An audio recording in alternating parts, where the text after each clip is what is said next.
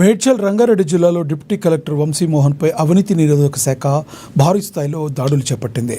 ఆదాయానికి మించిన ఆస్తుల కేసు నమోదు చేసిన ఏసీబీ అధికారులు ఈ తెల్లవారుజాము నుండి ఆయనకు సంబంధించిన 8 ప్రాంతాల్లో సోదాలు చేపట్టారు.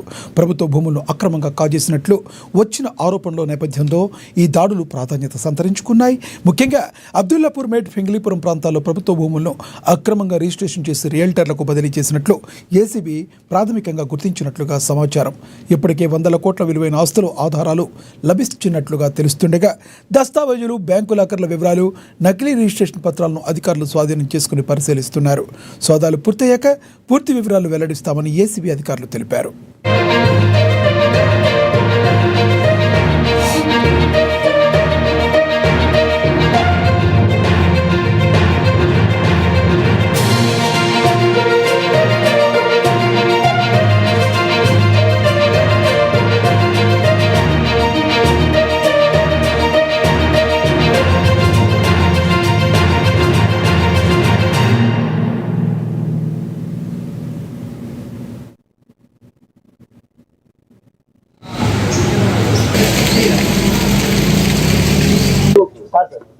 ఇంకా మిగతా వాళ్ళు రెడీ ఉన్నారు.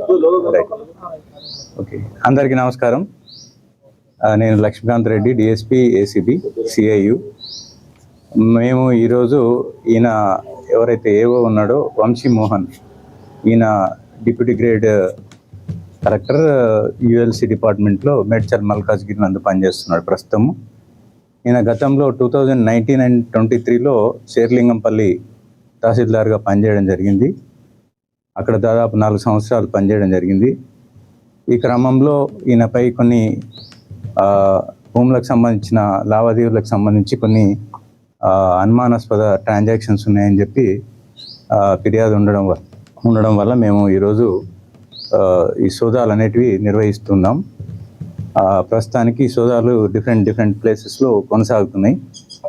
ఈ సోదాలు పూర్తి అయిన తర్వాత దానికి సంబంధించి మనకు ఉన్నటువంటి రిజల్ట్ని బట్టి దాని ప్రకారం యాక్షన్ తీసుకోవడం జరుగుతుంది.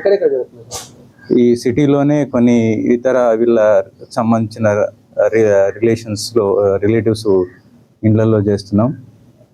అదేవిధంగా వీళ్ళ మామగారి ఇంట్లో కూడా వేరే డిస్టిక్లో అక్కడ కూడా జరుగుతూ ఉన్నాయి.